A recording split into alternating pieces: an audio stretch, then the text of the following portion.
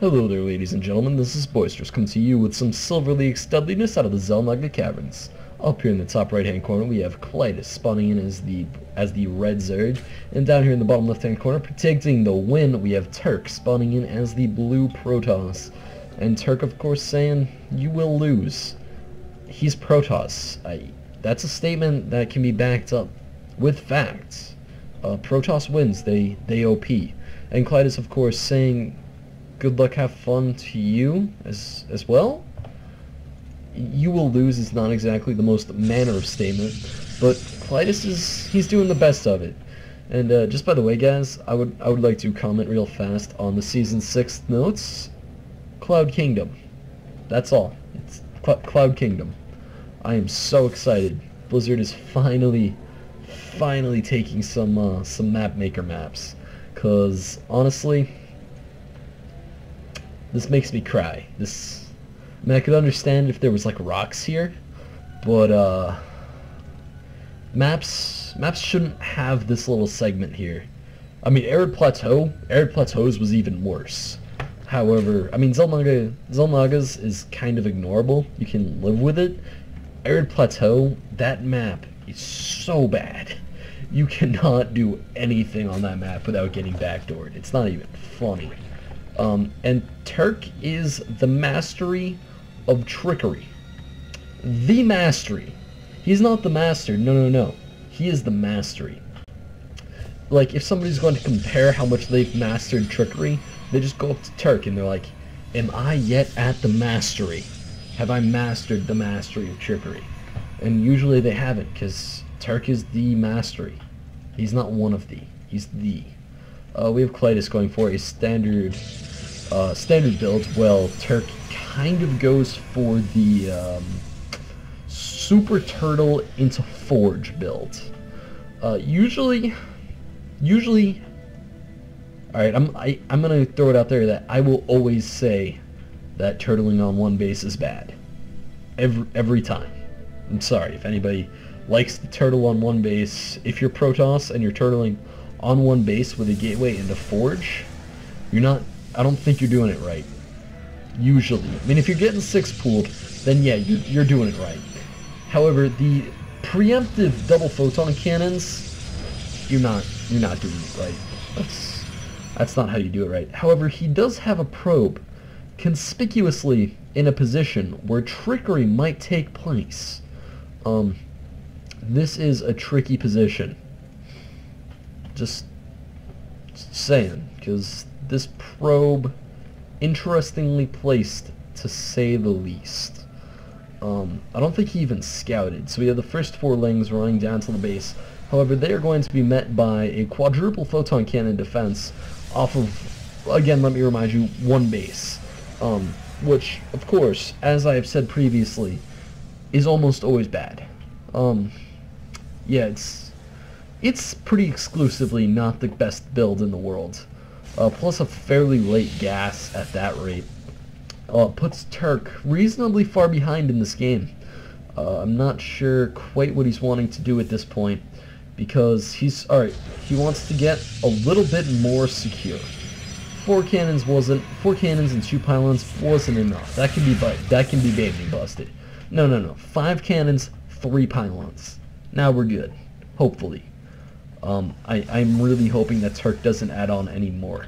We have the Evo Chamber coming down with a range and a Roach Warren for our Zerg player, along with an averagely timed first expansion. So our Zerg player is doing basically everything right. I think this was probably a 21 Speedling expand, which is of course the correct thing to do in this matchup. Because you need those speedlings to make sure that you don't get, four-gated with a heavy sentry stalker push. Of course, 4 gates are actually harder to pull off on this map than most others, purely because of the wide openness of this area. And usually, as far as 4 gates go, you kind of want a closer area, because you want to be able to drop down those force fields and really force the Zerg army into a position you want it to be in. You don't want them to be able to run away or hide anywhere. So, of course, that and the fact that we're going up to 4 pylons, completely redundant, by the way. This is a crazy Venn diagram spot. This gateway is going to be working at 4 times speed, because that's how this game works, right guys? Yeah, that's right. We have the cybernetics core coming down, going up at 2 times speed also, you know, because again, how the game works. Gotta Venn diagram those pylons. God, that's like me in a 4v4. Just, you know, get the 12 gateways on each side of a giant column of pylons. You'll never be outpowered, and you will always have enough stalkers. And that's just how you gotta do it. Turk is also going for the very tricky base positioning. He's mastered the trickery. We've already learned that from him. Now, of course, Klidus has this Overlord, and he has his layer coming along. And yeah, +1 ranged weapons just finishing up. The Roach one just wrapping up. Well, not really just wrapping up. He's had roaches for quite a while. Interestingly, the Nidus network is now going down, and it's gonna pose an issue, because he has a lot of photon cannons over here. This is a well-covered area. However, if you come over to the back of his base, where of course he's dropping through robotics facilities, because what else do you need on kind of 3 bases? Kind of 3 bases. But in just complete overkill robo facilities. He's gonna have all the immortals he needs, plus he's going for double Stargate. Win-win. He's gonna have all the air power, all the ground power. This is some very interesting turtling. Now, of course, the bad situation for him is that there's a Nidus network. And he doesn't have any units at all. So, of course, if Klidus... Oh, yeah, so Klidus is gonna drop a Nidus one. Now, this is in full sight. He knows this is happening. He just can't do anything. I mean, he's kind of like staring at it, and he's like, well, better get those immortals out before that Nidus worm pops up. Don't worry, this cannon will be up in time. It's all good. Interestingly, this is not good. Not good for our Turk. Oh, down here in the bottom left-hand corner. We have hit all of his stuff getting unpowered. You might see one immortal pops out. However, there are plenty of Zerglings to surround and rapidly kill that. You know, this is a fairly defensible position. It's going to be hard to break through that for our Zerg forces. Of course, he's managing to block off a couple of probes from the line. However, it looks like the Zerglings are just going to go right into the photon cannons and sacrifice themselves for the greater good.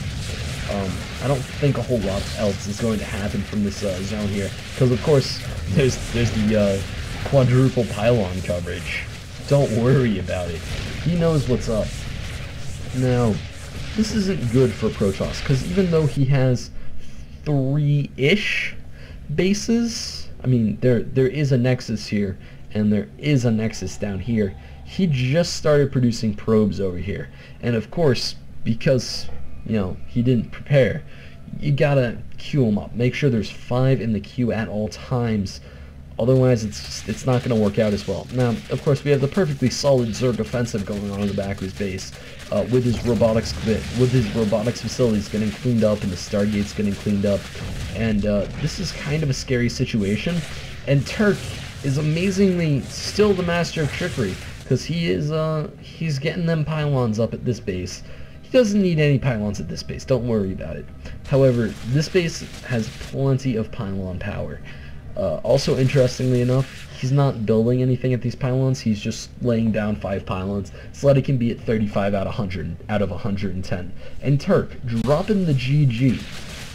And Klidus also dropping the GG, so very manner out of both of our players. Except for the fact that Klidus then goes on to taunt Turk. Usually not what you want to do.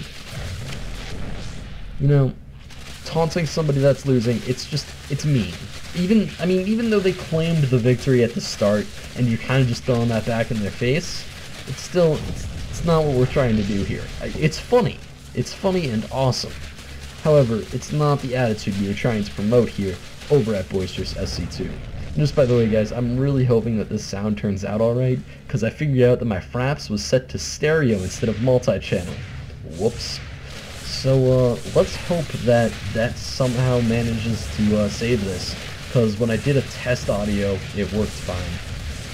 So maybe it'll work fine now. Of course, we have some of the probes getting cleaned up and running to the less defensible of the two positions, because, you know, there's no pylons up here to drop cannons. Also, the more saturated of the two bases, so I'm fairly sure this base is going to be oversaturated. Yeah, this base is officially oversaturated. So, you know, he only has 34 probes and he has 2 bases, and so of course he's gonna have to oversaturate one of them. Might as well make it this one. Interestingly enough, we have both of the Stargates pumping out Void Rays already, because, you know, he's down, but he's not out, and he doesn't have the tech to go for Dark Templars. So what is the other tech path that Protoss likes to go for? Void Rays. Gotta metagame them Zergs, gotta make sure that they're on their toes. Now, of course, Klidus is already predicting this move, and he has many Spore Crawlers down, which is of course something that I would normally say is just playing the campaign. However, when you're against an opponent that's basically out except for cheesy maneuvers, having detectors in your bases can never hurt, and having things that can shoot into the air never hurts anybody. So of course we have all of these roaches coming down here, targeting these Stargates. And the Stargates are going to try to pump out a couple more Void Rays, but it doesn't look like that's going to happen, as these roaches are just pulling the Stargate apart. Now the Void Rays of course are being quite scary. However, yeah, this isn't... One of the Stargates is going to go down before another Void Ray can pop out. Will the other one manage to finish? It looks like it will, just due to the fact that charged Void Rays are ridiculously awesome. And it looks like more roaches are massing up for Klidus, along with no air tech. Oh, no, there's the Spire going down. And the Spire is always a good choice against Void Rays, because Void Rays get kind of hard countered by Mutalisks. Because I don't think a Void Ray can fully charge on one Mutalisk. I think it needs more health than that to fully charge. Plus the fact that Mutalisks bounce and their attacks do a lot of damage to Void Rays, where, you know, you can... Void Ray space, they just hard counter... Mutalisks just hard counter Void Rays. Phoenixes are a complete another story. However, I don't think that's going to be a major issue for him, as he has managed to snipe off all the tech of our Protoss player yet again. He's going to need to at least put his Cyber Core back together, and that's if he can manage to save this gateway from getting sniped. However, interestingly, has our Protoss player has not yet taken the worker lead, which is good. If our Protoss player in this situation took the worker lead, I'd be kind of sad and just a little bit angry. However, yeah, Klidus is doing fine. He's doing exactly what he wants to be doing in this situation, which is trying to figure out what the hell is going on and why Turk has not yet left the game. Because Turk at this point is kind of just crossing his fingers and saying, maybe it'll work, maybe this cheese will work this time. Gotta pray, Turk. Gotta pray. Just keep it up. We have the Cybernetics core splitting up the tech actually quite well. So he's not going to be able to get all of your tech at one spot. The Forge and the Gateway, of course, being at the southern expansion. And then at the eastern expansion, we have the Cybernetics core. And over here at the western expansion, we, of course, have the 3 Stargates that you can barely support. Make that 4 Stargates that you totally cannot support. Because he has, like, one base of economy right now. And you don't go 4-star gate off of one base. It doesn't work. Interestingly, these Void Rays are still cleaning up quite well. I'm guessing that's because Klidus thinks that this is the only Protoss base, but Turk's the master of trickery, so of course he's gonna have others. We have these Stargates wrapping up over here. However, these were kind of scary Mutalisks. Mutalisks, again, do a lot of damage. They do 9, 6, and 3. I really hope I'm getting that right, because I should. I do believe they do 9, 6, and 3 damage to Void Rays, which of course means that each shot is hitting for 18, which means that you only need about 15 shots to take out a Void Ray with Mutalisk fire. And that's one Void Ray, which really, realistically, is kind of 3 Void Rays in theory. So yeah, this isn't good for Turk, our Protoss player. He's dropping the photon cannons now, which of course is a bit late. He's canceling all of his Stargates, which again, good decision. The Void Rays are running away. However, they're running away in a trackable pattern, which is not good, because now the Mutalisks are kind of just going to follow it to the next base. The Void Rays are, of course, flying off in a different direction and getting absolutely destroyed by the Mutalisk flock. The Mutalisk flock, interestingly, is not finding where all the Void Rays are coming from. And now the Phoenixes are coming out from Turk. And these Phoenixes might actually be able to do a bit of work. Of course, he just burned all of his Chrono Boost on a Nexus that wasn't about to die. So, not the greatest decision making there. Using his eastern base just to get out that gas. And Turk going with the and Klidus again returning it with the "you will lose." Klidus, the master, the new master of trickery, because I'm pretty sure that's a title that gets passed on with each, with the loss of each past master of trickery. Turk dropping the LOL, trying to figure out what can I do to save myself here. The Mutalisks flying into the old base, seeing that there is actually nothing there, and preparing to fly on up to the new expansion. However, this is kind of an imposing flock to fight Mutalisks, for Mutalisks to fight, because, as you can clearly tell by the Mutalisk health, Phoenixes tear into Mutalisks. And actually, Void Rays can get charged on Mutalisks. I was completely wrong. The Phoenixes not being microed well enough, however, are going to allow their Void Ray partners to die out quite rapidly. Ugh.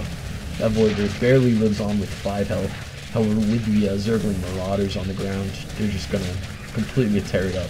And Zergling Marauder is apparently a very, very bad phrase to say, because Marauders are a unit in this game. So, with the Zergling Raiders? Raiders aren't a unit in this game. So with the Zergling Raiders down below on the ground, just tearing into the buildings, and another Mutalisk flock running into the new, freshly made airships, I think this might be the last stand for Turk. And Turk saying GG, LOL. He's gonna say something witty. I feel it coming. I have more bases. LOL. I feel like I'm watching that scene in A Christmas Story where the kid's decoding with the decoder ring what Little Orphan Annie said, because he's kind of just saying it out in one word really slowly. So Turk does have more bases, and saying that Klidus will still lose. And it looks like, of course, more Stargates getting made, but Turk has left the game. So, you will lose, would ya? And then leaving the game. Beautiful strategy out of Turk. So anyway, guys, you can head on over to Boisterous SC. You can send in all your replays into boisteroussc2@gmail.com. You can also head on over to youtube.com/user/boisteroussc2 for all of my other StarCraft action. And you can go ahead and post in the Battlenet thread that will be in the description for this video, and you can just go post there, get it bumped up to the front page, help me get a couple more viewers. Go tell everybody that you face against, go tell your clans, go tell your friends, go tell random people that you raffle stomp on the ladder that you're going to send the replay into me, because that's just nice. And anyway, guys, this is Boisterous, signing out.